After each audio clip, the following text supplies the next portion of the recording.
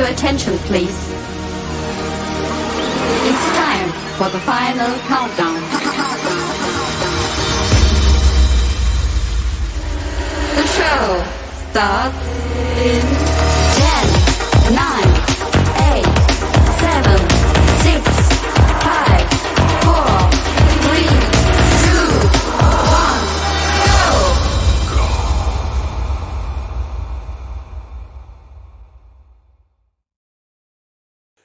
Hi guys, it's Dave in Real Life 2 and welcome to this kind of unplanned video.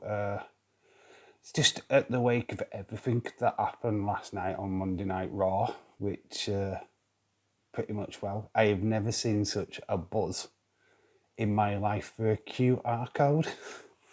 Yeah, basically what happened on Monday Night Raw is that we got more hints of a return. It was played White Raddit, which has been played throughout the live events over the weekend and was played on SmackDown last week. Made its appearance yet again on Raw this last night during the ad break. This caused quite a bit of a stir on Twitter, as it always does. And yeah, there was a QR code in a backstage segment with which involved Riddle. Yeah, the buzz is that this QR code sent you to a message, and it was like follow me or come with me was the message on it. And he followed the White Rabbit, which obviously the song has been playing, so this is definitely linked to the White Rabbit song. Then you go to a game of Hangman, which is quite surprising. Initial thoughts is Hangman Adam Page. Get it out of your head, it's not him. As it was mentioned in the chat last night in the Just Real Talk watch along. This Hangman game had Who Destroyed the World or something to that effect, and it spelled out with the help of a little white rabbit, you did. Then in the corner was a round circle with an hourglass. I mean, there's just so much, even in just that little bit.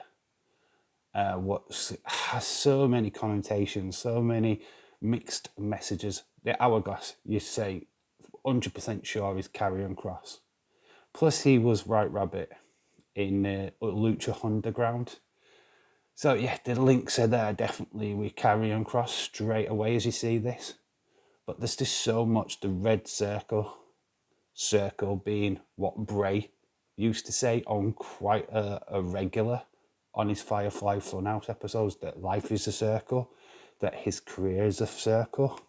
Very emphasis on the circle, I feel. There's quite a lot of circles in this little video as well, if you look, which is quite interesting. So yeah, just watching this video is, linked heavily to either Karrion Kross or Bray Wyatt, which is extremely interesting. Then we move to a clock or a calendar kind of thing. So you get a date, which was the 23rd of the 9th, which it said in American, so it was 9/23. And then it flickers to a time, 9:23, which at that particular time on Raw, there was a guy walking across with a QR code. The date is definitely Friday, so that Friday is SmackDown. I don't know if we get an appearance of this mystery White Rabbit person, or we get another QR code, which gives us something else to decipher and look at, which I'm happy with either way. If you give us another QR code to work out that, I am completely fine with that. It's really building to something. I think if they give you it too quick, it'll spoil a lot of the suspense. I mean, this is kind of like the old Funhouse territory, where we used to try and decipher the Funhouse episodes to find out, hey, who his next challenger would be, or why did the Funhouse exist in the first place? How do you defeat the Fiend and all of that stuff? So yeah, it's very interesting, and it so leans towards Bray Wyatt right now. But then, as in the Just Real Talk podcast, where we did the watch along for Raw, I categorically said that it was Karrion Kross just because of the hourglass. I even pressed it in. I locked it in. I'm going to say that I'm going to unlock that because I'm certainly not sure now. And this is the reason why I'm unsure, is that the poster for Extreme Rules came out. Riddle versus Seth Rollins. You'd think average Extreme Rules kind of poster. It's got the wrestlers who are competing against each other on it. It's got the logo. It's not what they're doing. It's the what's happening in the background, which is extremely interesting, especially on the left-hand side. And we're going to do a close-up of it. And it's this. I mean, I said in the watch-along as well that if it was a lantern, 100% Bray, we have a lantern. And it's not just a lantern. We have a bin, which is on fire. And there's clearly flies around this bin. The fire, the flies, fireflies. Wow. Wrestling Days, in his review, said that it looked like a phoenix coming from the flames. I'm not quite seeing that, if I'm being all honest. It is very much a stretch. But I can definitely see the fire and the flies being the symbol of fireflies. And then you've got the iconic lantern, which was with Bray when he made his main roster debut, other than Husky Harris, obviously. But I will want to say this, with the lantern, the fireflies, we're not getting the Fiend. I feel that this is not Fiend territory. I'm not feeling the Fiend, the character, the Fiend. I'm feeling Bray Wyatt, but not the Fiend. We're not getting Funhouse Bray. I 100% think we're not getting a Funhouse Bray here. This screams cult leader Bray. This screams Eater of Worlds Bray. So, and we've got War Games coming up. We've got these factions now. We've got Bloodline. We've got the Brawling Brutes. So it's easy to bring a Wyatt family in. We've already got Braun Strowman already on the show already on SmackDown. So there's one side of it there. And all you need to do is bring in either Eric Redbeard, which Eric Rowan, or you could even add new people to his faction. I mean, Joe Gacy has been heavily rumoured to be very Bray-like in his mannerisms, a cult leader character in his own right as well. So yeah, I talked about this before in a pitch video that I did ages ago on the channel. Obviously go check that out. But yeah, I can see this being Wyatt family Bray, Eater of Worlds Bray. I mean, this is leaning way more towards that now than Karrion Kross. And other factors is Karrion Kross is already on the main roster. He's already debuted. I find it very weird, very strange to change somebody's gimmick when they're already on the show. It does not make any sense. We've already know what Karrion Kross is bringing to the table with Scarlett. I'm not buying into it being him now, to be quite honest with you. The pendulum has swung. But it could be both. Maybe Bray aligns himself with Karrion Kross. Could be interesting. Karrion Kross becomes that next member of the Wyatt family. And then you put him with Braun Strowman. I mean, wow, that would be quite a mighty team. Not sure if Karrion Kross is somebody what works well with others. So I'm interested to see if that could be a thing.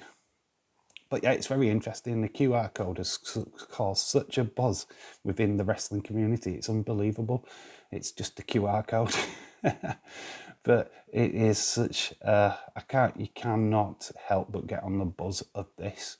Because there's a lot of people what just can't wait for Bray Wyatt to come back to pro wrestling. Either with it WWE or AEW, people are just clambering for this. So yeah, we're seeing stuff that we probably shouldn't be seeing, or WWE are just doing a very, very clever job of just teasing it, little drops, oh, here's a buzzard one week. We're going to mention got the whole world in your hands another week, and it is pleasing that we're getting these little teasers. Hopefully we do get that return that we all are praying for. Pray for Bray, people. Pray for Bray. Yeah, obviously there'll probably be more follow-up videos on this as more things develop. Obviously there's going to be more White Rabbit songs being played in arenas, white lights being flashed. Lots of interference as well. It could be heavily linked. I mean, I don't want to throw them out. There's been a lot of glitches on the programs for the last couple of weeks.